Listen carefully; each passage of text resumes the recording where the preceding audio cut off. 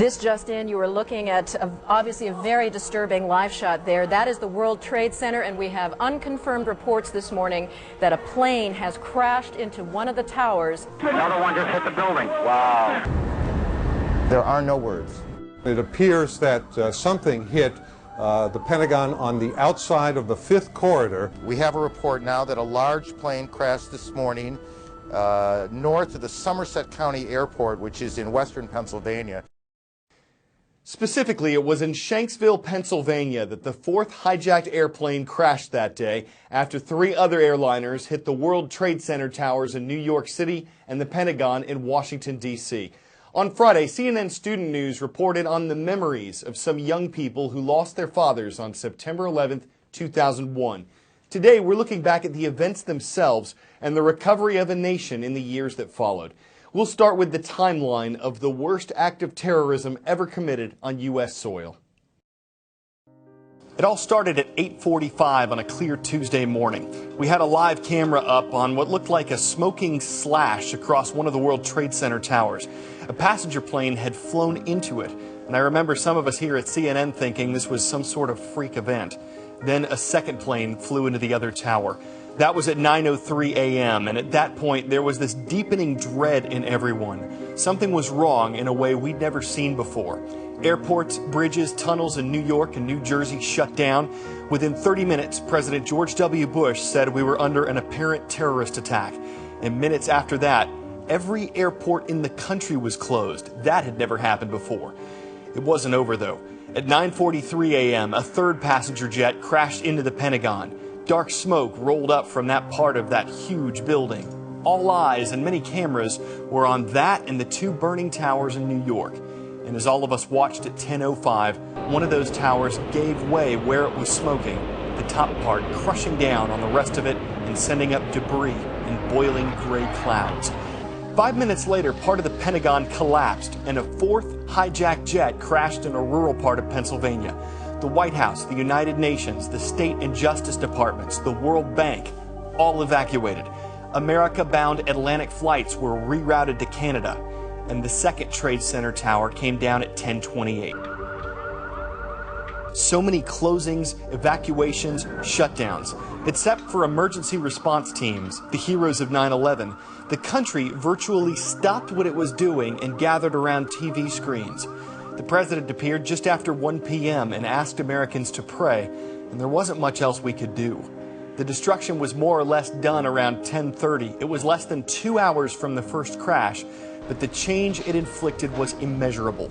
More Americans were killed on September 11, 2001 than on the Japanese attack on Pearl Harbor in 1941. And when President Bush addressed the nation that night at 8:30, his tone was one of sympathy, resolve, and warning to anyone who'd planned or supported the attacks. We will make no distinction between the terrorists who committed these acts and those who harbor them. In the difficult days that followed, we learned that the Al-Qaeda terrorist group led by Osama bin Laden was responsible for all of this. And America's attention and anger turned to Afghanistan, whose Taliban leaders were giving Al-Qaeda a safe place to live and operate. Looking back, yesterday on the 15th anniversary of the attacks, there were memorial ceremonies and displays all over America. 3 of the most powerful were in the 3 places where the planes crashed. One in New York City, where American Airlines Flight 11 and United Airlines Flight 175 were flown into the World Trade Center towers, ultimately killing 2,753 people. Another memorial in the nation's capital at the Pentagon, the headquarters of the U.S. Department of Defense. 184 people were killed in the attack involving American Airlines Flight 77. And near Shanksville, Pennsylvania, 40 lives were lost in the crash of United Airlines Flight 93, apparently after passengers and crew tried to get control of the aircraft back from the terrorists. Looking on, out of the ashes of the Twin Towers, a new building has risen. One World Trade Center opened in October of 2014, about 8 years after its construction officially began. The footprint of the $4 billion skyscraper was designed to be identical to the footprint of the Twin Towers, and its antenna stretches up to 1,776 feet, a symbolic height representing the year that the U.S. declared independence. One World Trade is now the tallest building in the U.S., and it's part of a complex of towers that bear the World Trade Center name. The idea goes back decades. New Yorkers had been talking about building a World Trade Center for 20 years before ground was broken on Manhattan's Lower West Side on August 5, 1966. Older buildings had to be demolished. The North Tower started going up in 1968, the South Tower 5 months later. The first tenants moved in 1970, even before construction finished on the upper floors. Ribbon cutting was in 1973.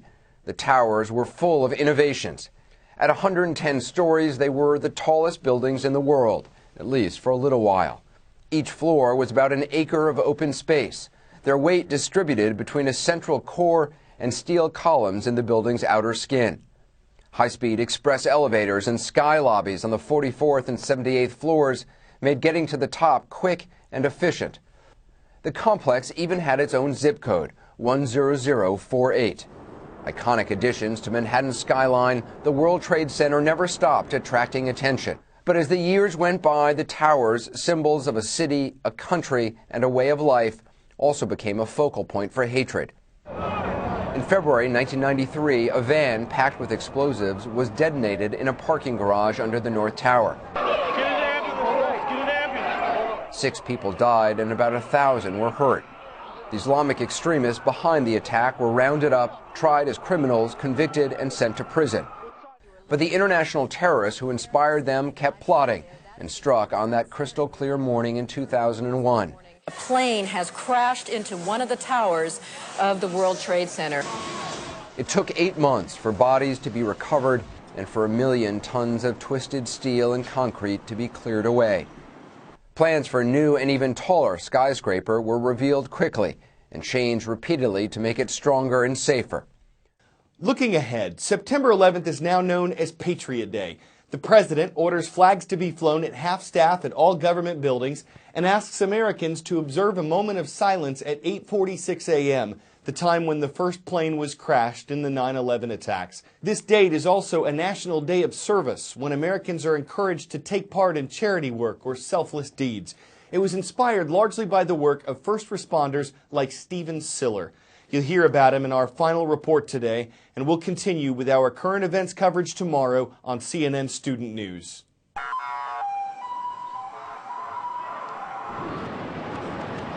We believe that he was in the South Tower. He was never recovered.